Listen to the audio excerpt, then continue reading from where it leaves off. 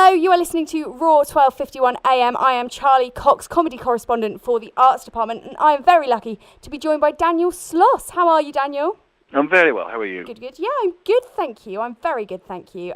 So obviously you're on your Now tour at the moment, and it's coming to the Warwick Arts Centre on Sunday, the 8th of October. Yeah. How's your tour been going so far? Any good stories? It depends what your definition of good stories is. When we kicked off in Dublin, my support act and best friend Kai Humphries got so drunk that we had to go to bed at 1 in the morning, and then at 3 a.m. I heard the door knocking of the hotel, and his bed was beside the door, so I was like, get the door, and he didn't, and the knocking went on for about 5 minutes, so eventually, I called him every lazy name under the sun, opened the door, and it was him in his underwear and his jacket, and in his drunken state had decided to go to the bathroom, but had walked out the wrong door, and had just then peed in the stairwell of the Holiday Inn that we are now banned from. Amazing. So so rock and roll. An excellent start to to your tour. Yeah. I wanted to talk to you about Kai, actually, because obviously you guys go way back, and you've got your podcast Sloss and Humphries on the road.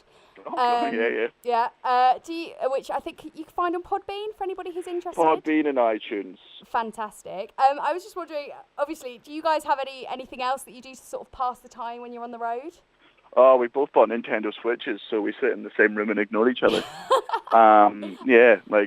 We've got Mario Kart on it, and it's just, I'm a very graceful gamer. Like, if I lose, I'll take it on the chin like a champion. Okay. Kai will blame everyone in the world, and he's just got FIFA, and for some reason decides to conduct the post-match interviews with me, as if I care.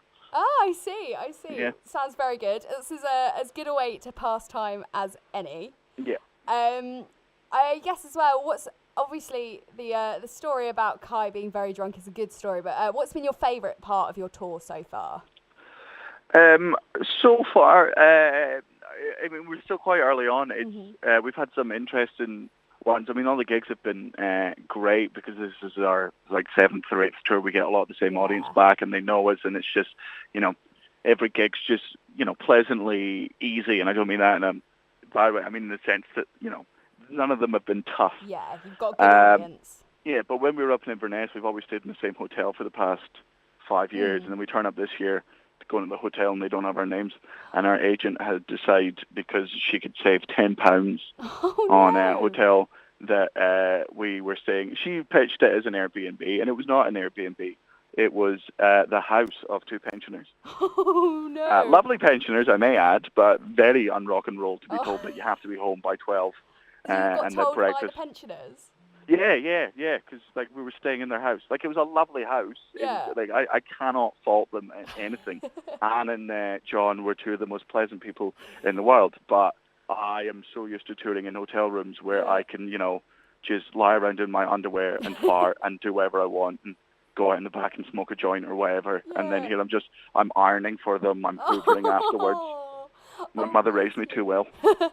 Oh, that's very sweet, though. That is very sweet. Yeah.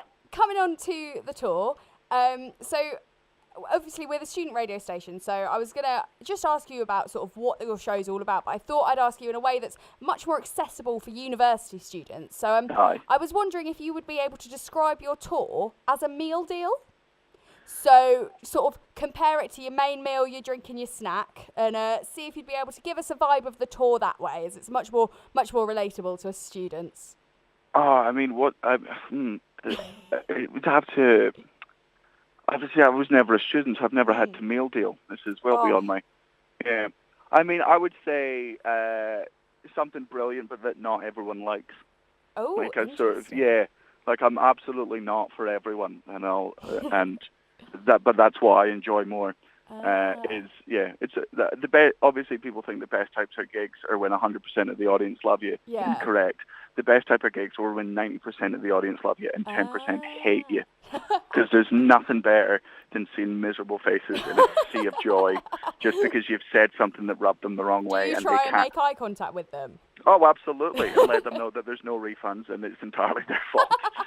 If you come to a comedy show to be offended, then sit there and take it. If I see somebody's hating the show and and I can tell that the rest of the audience is enjoying it, I'll work out what particular bit they don't like me talk about, and then I'll just expand that for several more minutes.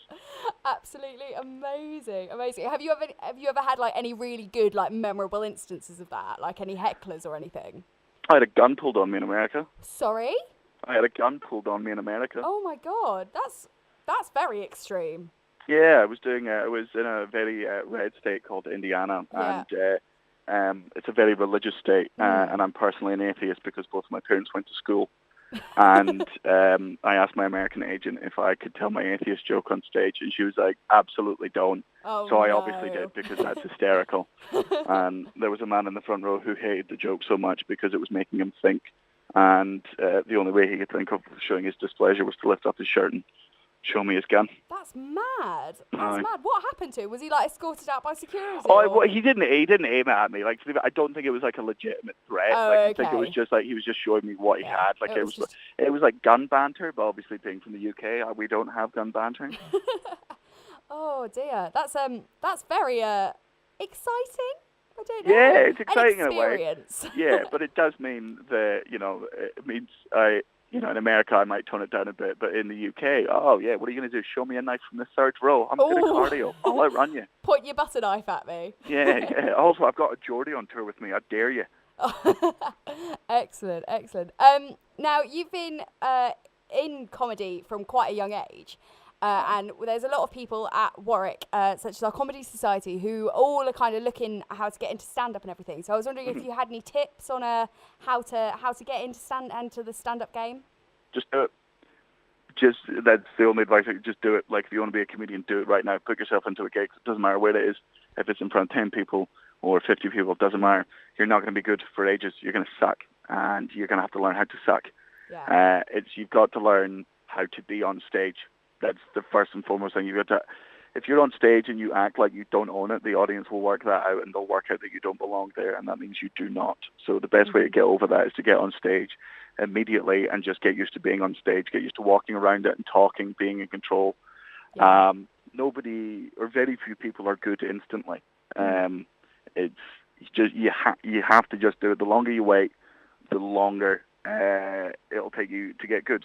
The reason I'm good now is because I started when I was 17, so I'm 27, but I've been doing this for 10 years now. Yeah. I've got all that experience under my belt because I still wish I'd done it sooner. Like, I remember thinking about wanting to do stand-up when I was 15, and I wish I'd done that because that means I would have had 12 years under my belt by now as opposed to just 10. Yeah. Oh, brilliant. That's really good advice, though, actually. We'll make sure that makes it through to our Comedy Society.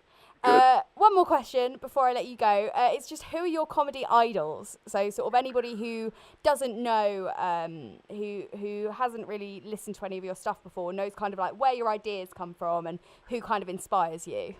Originally, and I'm still a huge fan of his, was Ed Byrne. I just loved the way he was able to do a sort of ranty version of stories with very punchline heavy and intelligently dissecting arguments of other people. And then for the same reason, I've always enjoyed Jim Jeffries. I enjoy the no hold bars thing, but then also I intellectually, even though a lot of people will say Jim Jeffries isn't an intelligent being, I'll tell them to go watch his gun control routine and then go sit on something sharp. There's no, Jim Jeffries as well as Bill Barr are two comedians I really admire, because even though I do not agree with everything they say, I still listen and laugh at the jokes, and I think that is very much an art within itself. Yeah. Oh, brilliant. Well, thank you very much for joining me today.